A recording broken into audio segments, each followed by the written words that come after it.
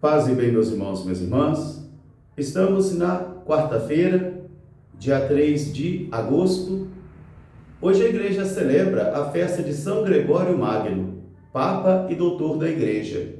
Ele viveu de 540 a 604. No Brasil, nós celebramos a Semana da Pátria. E o nosso evangelho de hoje é retirado do livro de Lucas, capítulo 4, versículos de 38 a 44.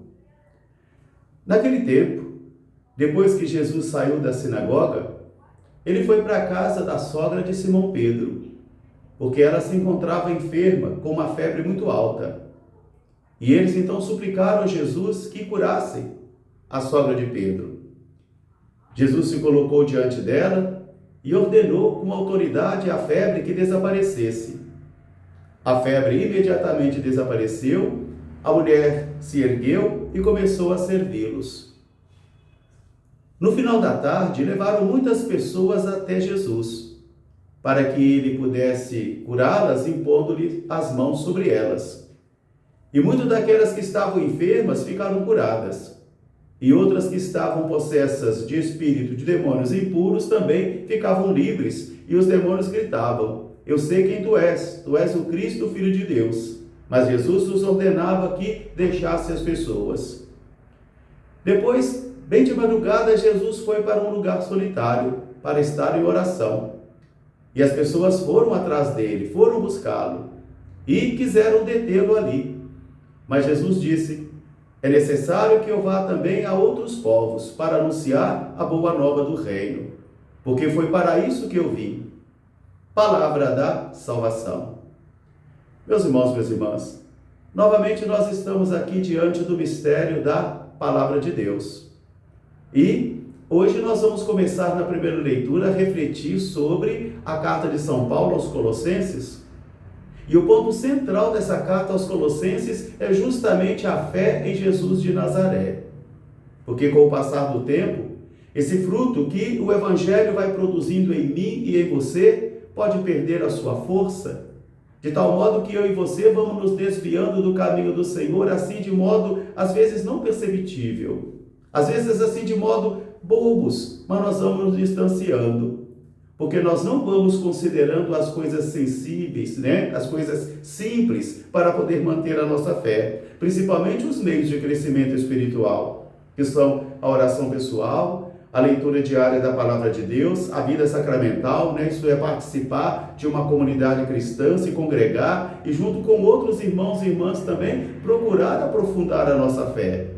Mas com o passar do tempo e a monotonia e a preguiça e outros interesses e a distração, isso tudo vai produzindo em mim e em você um certo distanciamento do Senhor, que às vezes a ideia está na nossa cabeça, mas o Senhor não estará mais em nosso coração.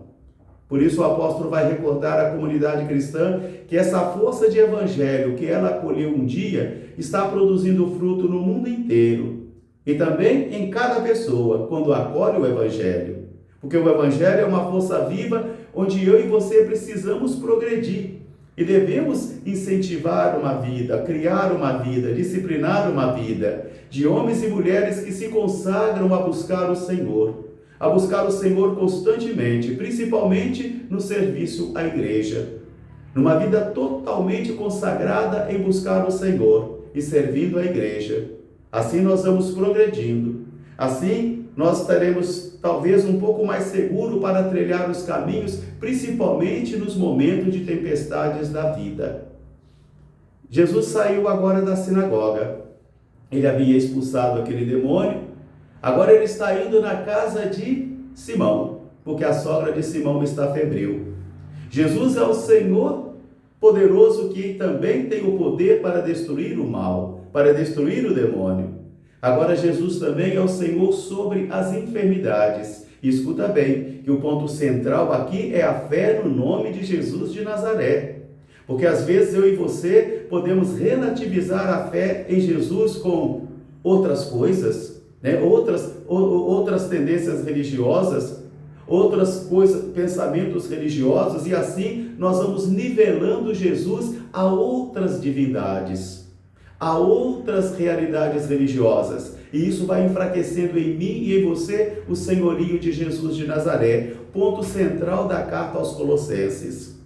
Jesus é o Senhor que tem o poder para destruir o mal. Agora, Jesus é o Senhor também que tem o poder para poder curar as enfermidades. E é a sogra de Pedro que está febril. Diz o nosso texto que Jesus se põe de pé diante dela e ordena a febre. Ordena para que a febre desapareça. E ela fica curada. E uma vez que ela está curada, então aí sim ela vai servir ao Senhor. Ela vai se colocar a serviço do Senhor. Porque aquele e aquela que desenvolve em seu coração um sentimento de gratidão, um sentimento rico, profundo de gratidão, começa a servir ao Senhor. E assim nós vamos gerando uma fé, não uma fé de usuários, que usa como o SUS, né? Há muita gente que tem uma fé de usuário, como se usa o SUS. Necessitou, vou buscar, mas não se compromete com nada. A fé não é assim. Assim que aquela senhora fica curada, então, da sua enfermidade, ela se põe de pé e começa a servir ao Senhor.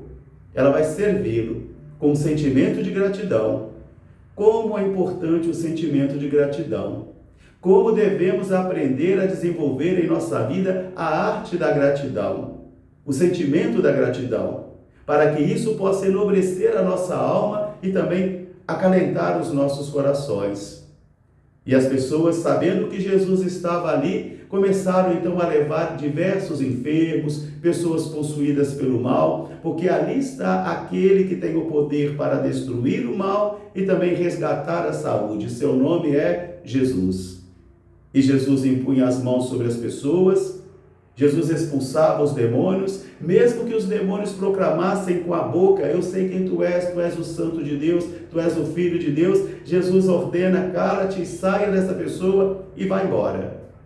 Jesus agora está como aquele que veio para mostrar a força de Deus, a força do poder do reino de Deus.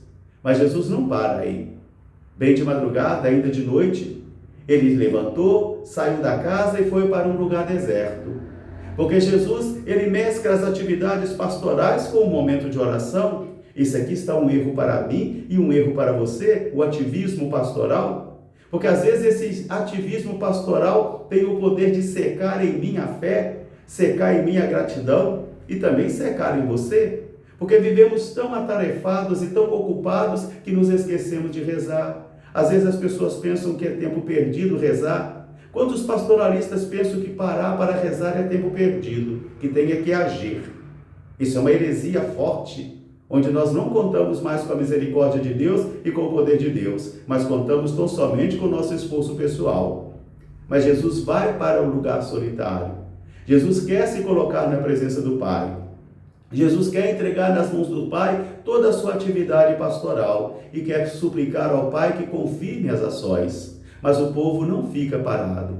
Ele vai atrás de Jesus, porque Jesus tem palavra de vida eterna. Jesus tem o poder de expulsar o mal e de curar as enfermidades. Mas o povo quer um milagreiro. O povo quer um curandeiro. O povo não quer um senhor para seguir. Eles querem um mágico, um taumaturgo para resolver todos os problemas da sua vida. E eles quiseram então deter Jesus ali. Fique conosco, não vá embora, permaneça aqui conosco, fique por aqui mesmo. Mas Jesus vai dizer: não, eu vim para anunciar a boa nova do reino e preciso ir a outros povoados. Foi para isso que eu vim. Jesus é o cidadão do mundo. Jesus é o cidadão de todas as pessoas, não é dessa classe nem dessa classe, não é dessa religião ou dessa religião. Ele é o Salvador de todos, e é no nome dele e professando a fé nele que nós encontraremos a nossa salvação. Um grande fraterno abraço para todos, paz e bem, até amanhã se Deus quiser. São Gregório Magno, rogai por nós, paz e bem.